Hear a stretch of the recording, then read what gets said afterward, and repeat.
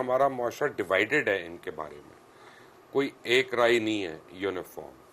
لیکن ایک بات صحیح ہے کہ جب علامہ خادم حسین رضوی صاحب کا انتقال ہوا تو اس وقت تحریک لبیک پاکستان جو تھی وہ توڑ پھوڑ کا شکار ہو گئی. لوگوں کا خیال تھا کہ اب یہ بٹ جائے گی اور بڑے فیکشنز بن جائیں گے، اور ان کے صاحبزادے جو تھے علامہ سعد رضوی صاحب سے، ان سے بڑے بڑوں کو امید نہیں تھی کہ وہ جماعت کے امور کو اس طرح سے سنبھال لیں گے، لیکن انہوں نے کیا. اس کے بعد ان کی نظر بندی ہو گئی، پھر ان کو جیل ہو گئی، اور وہ آرڈیننس بھی لیپس کر گیا جس قانون کے تحت ان کو جیل کیا گیا، لیکن اس کے باوجود ان کو حبس بے جا میں رکھا گیا بہت لمبا عرصہ. اور پھر تحریک لبیک نے ایک لانگ مارچ کی. وہ لانگ مارچ وزیر آباد پہ جا کے خیمہ زن ہوئی اور وزیر آباد کے اوپر بڑا مارکا پڑا. لیکن اس پوری لانگ مارچ میں 38 افراد جو تھے وہ شہید ہوئے، اگر میری انفارمیشن صحیح ہے، ابھی ہم چیک بھی کر لیں گے. 38 تو شہید ہوئے اور بے انتہا زخمی ہوئے، جن کا کوئی میرے پاس تو حساب نہیں ہے. لیکن سارے جو تھے ان کا نعرہ بڑا سمپل تھا کہ امیر جماعت کو رہا کرو جن کو تم نے غیر قانونی طور پہ اندر رکھا ہے، اور ناموس رسالت کے لیے ہم کھڑے. اور ان کا کوئی مطالبہ ہی نہیں تھا. تحریک لبیک پاکستان کا آنے والے دنوں میں کیا مستقبل ہے؟ اور یہی پاکستان تحریک انصاف جس نے تحریک لبیک کے اوپر بے انتہا ظلم کیے، تشدد کیا، ان کے لوگ شہید ہوئے، کارکنان مارے گئے، اور ان کے اوپر بھارت سے دوستی کا الزام لگا، ان کے اوپر بھارت کے ایجنٹ ہونے کا الزام لگا، رو سے پیسے لینے کا الزام لگا. آج وہ دیکھ رہے ہیں کہ کیسے وہی رہنما تحریک انصاف کے در بدر بھاگ رہے ہیں اور پنجاب پولیس ان کے ساتھ کھیل کھیل رہی ہے. علامہ سعد رضوی صاحب، السلام علیکم. جی وعلیکم السلام. پہلے تو بڑا شکریہ کہ آج آپ نے مجھے ٹائم دیا. آپ کا شکریہ، آپ تشریف لائے. علامہ صاحب، کیسے دیکھ رہے ہیں آپ ملکی حالات کو اس وقت، جو لانگ مارچ ہو رہی ہے، سب کچھ ہو رہا ہے؟ ملکی حالات تو شروع سے ایسے ہی ہیں. جب بھی کسی کو اپنے مفادات کے لیے کوئی ضرورت پڑتی ہے تو وہ نعرہ لگا لیتا ہے، یا کوئی نظریاتی طور پر باہر نکلتا ہے تو وہ ایک اپنے ساتھ لوگوں کو اکٹھا کرتا ہے، یا ہم ذہن بناتا ہے، یا ہم نوا بناتا ہے، روڈ پر آ جاتا ہے. ملکی حالات اگر جمہوریت کسی ملک میں ہو اور اس میں احتجاج ہو رہے ہوں تو ملکی حالات ٹھیک ہوتے ہیں، کوئی مسئلہ نہیں ہوتا. احتجاج کیونکہ جمہوریت کا حسن کہا جاتا ہے، اور لانگ مارچز بھی اسی کا حصہ ہیں. تو ملکی حالات تو بالکل ٹھیک ہیں. ہاں، جن لوگوں نے اپنے دور اقتدار میں ظلم کیا، آج ان کو کچھ اس کا حصہ مل رہا ہے تو ان کو اس سے پریشان نہیں ہونا چاہیے بس. لیکن ابھی پرسوں میں حیران ہو گیا، ایک پولیس کانسٹیبل بیچارہ شہید ہوا اور اس کا تمسخر اڑایا جا رہا ہے اس کی شہادت کا. یہ کتنے دکھ کی بات ہے. اصل میں تو آرڈرز پہ عمل کر رہے ہیں. جی بالکل مبشر صاحب، بات یہ ہے کہ وہی لوگ جب ہمارے ساتھ کچھ ہو رہا تھا تو ادھر سے کچھ پولیس والے جان بحق ہوئے تصادم کے نتیجے میں، تو وہ پہلی صف میں کھڑے ہو کر، بلکہ ان کا دل کر رہا تھا کہ ہم امامت کروائیں جنازے کی، ایسے اظہار کر رہے تھے اور ان کے بچوں کے ساتھ. آج جب ان کے ساتھ یہ واقعہ پیش آیا تو وہ ان کی مذمت بھی نہیں کر رہے، اس قتل ناحق کی مذمت بھی نہیں کر رہے. تو یہ دورہ معیار ہے. کم از کم میانہ روی رکھنی چاہیے. اگر ہمارے ہاں تصادم میں کسی کی کوئی جان چلی گئی تھی تو وہ ایسے ہی تھا جیسے اب چلی گئی ہے. کوئی یہ صاف ظاہر ہے ایک موب ہوتا ہے، ایک طریقہ مطلب اشتعال اٹھتا ہے اور چیزیں ٹکرا جاتی ہیں. لیکن اس وقت تو یہ صورتحال تھی کہ جی وہ بیوہ ہو گئیں، ان کے بچے یتیم ہو گئے. تو آج بھی صورتحال وہی ہے. لیکن آج وہ کہہ رہے ہیں کہ یہ کیا ہوا، کوئی نہیں، وہ کوئی ڈاکو پھڑن گیا سی. تو مثلا ڈاکو نہیں پکڑنے گیا تھا، کم از کم وہ تحریک انصاف کے ذمہ دار یا ایکٹیوسٹ کو گرفتار کو کرنے گیا تھا. یہ تو آپ کو ماننا چاہیے. آگے سے جو کچھ ہوا، یہ ہم موازنہ نہیں کرتے کہ ہمارے گھروں میں بھی ایسے ہی آئے، لیکن کسی نے ایسی حرکت نہیں کی، نہ کسی کو ضرورت پیش آئی. اور میں یہ سمجھتا ہوں کہ یہ جو پولیس کا کسی بھی سیاسی آدمی کے یا کسی کے گھر کو بھی پھلانگنا یہ مناسب نہیں ہے. کیونکہ ایک تو یہ ہے کہ اس کے گھر کی چادر اور چار دیواری کا تقدس کی پامالی. دوسری ایک بڑی بنیادی وجوہات ہیں کہ پولیس میں بھی اچھے اور برے لوگ موجود ہوتے ہیں. ہمارے وہ لوگ جن کے گھروں کو پھلانگا گیا، آج بھی وہ لوگ موجود ہیں جو معاشی طور پر مستحکم نہیں ہو سکے دوبارہ، کیونکہ ان کے درازوں میں سے ان کی پیمنٹس پڑی ہوئی تھی، جنہوں نے لینا دینا جو بھی گھر میں رکھا ہوتا ہے ہر انسان نے، وہ سارا کچھ لے گئے. تو یہ اس لیے ہم اس کی حوصلہ افزائی نہیں کرتے، لیکن کم از کم ان لوگوں کے کہتے ہیں کہ وہ جو قتل ناحق ہوا ہے اس کی آپ مذمت تو کریں. اچھا جی، آپ الیکشنز کب دیکھ رہے ہیں؟ آپ تو اتنے بڑے بڑے جلسے کر رہے ہیں. کل بھی بھالپور کا میں جلسہ دیکھا، بڑا، یعنی اگر آپ کی اپوزیشن میں ہوں تو بڑا خوفناک جلسہ تھا. اتنا بڑا بھرپور جلسہ میں نے تو نہیں دیکھا وہاں پہ. تو آپ لوگ کب سوچ رہے ہیں الیکشنز ہونے کا؟ دیکھیں ہم تو یہ سوچ کر بیٹھے ہیں کہ الیکشن جب بھی ہوں ہم تیار ہیں. اب باقی الیکشن تو اداروں کا کام ہے. ہم پریڈکشنز کریں کہ آج کل پرسوں، یہ تو اداروں کا کام ہے. کسی کو یہ معلوم نہیں تھا کہ رجیم چینج ہوگا اور یہ ایسے ہو جائے گا. تو الیکشن کی بھی کوئی میرے خیال سے ابھی تو مقررہ وقت اور مدت نہیں ہے. لیکن جیسے جیسے حالات بنیں گے الیکشن کے، تو اس کے لیے تحریک لبیک خود کو تیار کر رہی ہے اور تیار کھڑی ہے میدان عمل میں. لیکن تحریک لبیک کے پاس ایک پرابلم ہے نا. آپ کے پاس پچھلے الیکشن میں نے دیکھا تھا کہ کسی مسجد کے آپ امام کو اٹھا کے، امام مسجد کو آپ نے ٹکٹ دے دیا پکڑ کے، لیکن وہ نہ پیسہ لگا سکتے ہیں، نہ برادریوں میں اثر رسوخ ہوتا ہے، تو ووٹ کیسے لیں گے؟ اچھا، آپ نے بات کی امام مسجد کو ٹکٹ دینے کی. بالکل امام مساجد کو بھی ٹکٹ دینی ہوگی، لیکن ہمارے قائد نے ہمارا ایک نظریہ بتایا تھا کہ ہم پیچھے رہ کر کام کریں گے اور ان لوگوں کو لے کر آئیں گے جو اس کے اہل ہوں. تو اہل لوگ آج بھی آگے ہیں، ہم ان کو ٹکٹ دینے کے لیے تیار ہیں. یعنی کل فواد چودھری کو مل جائے گا ٹکٹ آپ کے پاس؟ نظریاتی تو ہونا ضروری ہے نا جی. نہیں، وہ تو خیر کسی نظریات کا نہیں ہے، وہ آپ کے نظریات کا کیسے ہونا. جی وہ تو مطلب، اور ہم ان لوگوں کو ٹکٹ دینے کے لیے تیار ہیں. لیکن یہ اگر بات آپ کریں کہ پیسہ ہونا ضروری ہے الیکشن کے لیے، تو اس پر تحریک لبیک یقین نہیں رکھتی. نہیں وہ ٹھیک ہے، لیکن آپ سمجھ رہے ہیں کہ جو میں بات کر رہا ہوں کہ اب ٹھیک ہے آپ کو کروڑوں کی ضرورت نہیں، لیکن بہرحال کو 4 گاڑیوں میں پیٹرول ڈالنا ہے، گاڑیاں چلنی ہیں، موٹر سائیکلیں چلنی ہیں، پوسٹر چھپنے ہیں، کچھ تو چلتا ہے نا. اس کے لیے تحریک لبیک کا چھوٹے سے چھوٹا کارکن اور بڑے سے بڑا ذمہ دار اپنی جیب سے خرچ کرنا جانتا ہے، وہ آپ نے دیکھا ہے. اچھا، اب مجھے یہ بتائیں کہ آپ کو تحریک انصاف کا کیا فیوچر لگ رہا ہے؟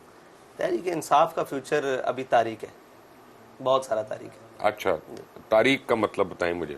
تاریک اندھیرے کو کہتے ہیں. اچھا، انہوں نے جو رستہ چنا ہے وہ اندھیرے کا رستہ ہے. جمہوریت کی اگر وہ نام لیتے ہیں تو آپ نے ایک فرانس کو للکارا تو انہوں نے پورے امریکہ کو للکار دیا ہے، تو اب ان کا وہ مستقبل وقت تاریخ. گزر گیا ہے جب للکارنے کا وقت تھا.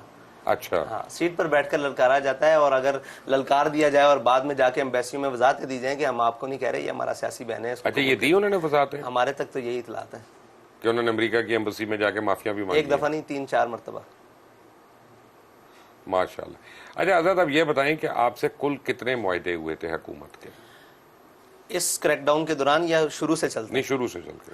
شروع سے تو نون لیگ کے ساتھ پہلا معاہدہ ہوا، ٹھیک ہے جی. اس کے بعد ایک اور معاہدے کو اوپر عمل درآمد کرنے کے لیے ایک دھرنا ہوا. بہرحال وہ معاہدہ پھر ہو گیا. اس کے بعد پھر ایک فیض آباد میں دوسرا ہم فرانس کے خلاف گئے تو ایک معاہدہ ہوا. پھر اس کے بعد اس معاہدے کی توسیع کی گئی، ٹھیک ہے. پھر وہ 12 اپریل کو ایک سانحہ پیش آیا. اس کے بعد پھر ایک معاہدہ ہوا جو تقریباً شاید 19 کی رات کو ہوا، میں جیل میں تھا، 19 کی رات کو طے پایا. اس کے بعد وہ معاہدے سے بھی منحرف ہو گئی حکومت، تو پھر ایک 7 ماہ بعد ایک اور معاہدہ طے پایا. تو وہ معاہدہ نہیں تھا اصل میں، جس معاہدے میں آخری معاہدہ تھا اس میں تو میں خود موجود تھا، صاحبزادے میرے پاس لوگ آئے تھے. تو وہ معاہدہ نہیں تھا، وہ تو زبانی کلامی بات تھی. تو میں نے کہا تھا کہ اب آپ عمل کر کے دکھائیں گے، کاغذوں والی بات تو ختم ہو چکی ہے، نہ آپ کو ہم پر اعتبار ہے نہ ہمیں آپ پر اعتبار ہے. کہ ایک طرف وفاقی وزراء یہ کہہ رہے تھے کہ آپ بھارت سے پیسے لے رہے ہیں، آپ را کے ایجنٹ ہیں، دوسری طرف آپ کو جو ہے اڑا کر اسپیشلی جیل سے نکال کے راتوں رات اسلام آباد لے کے جایا جا رہا تھا خفیہ ملاقاتوں کے لیے. تو آپ نے یہ پوچھا اپنے دوستوں سے کہ یار ایک طرف مجھے یہ کہہ رہے ہو، دوسری طرف مذاکرات کر رہے اچھا، اس ملک میں جو بھی چیز ہوتی ہے نا وہ وقتی ہوتی ہے. اس وقتی چیز کو ٹھنڈا کرنے کے لیے جس کے منہ میں جو آتا ہے وہ بکے جاتا ہے. یعنی پاکستان کا مطلب کیا جب ہمارے بڑوں نے بنایا تھا تو کیا لا الہ الا اللہ. آج کل ان لوگوں نے بنا دیا کہ پاکستان کا مطلب کیا جو منہ میں آئے بکے جا.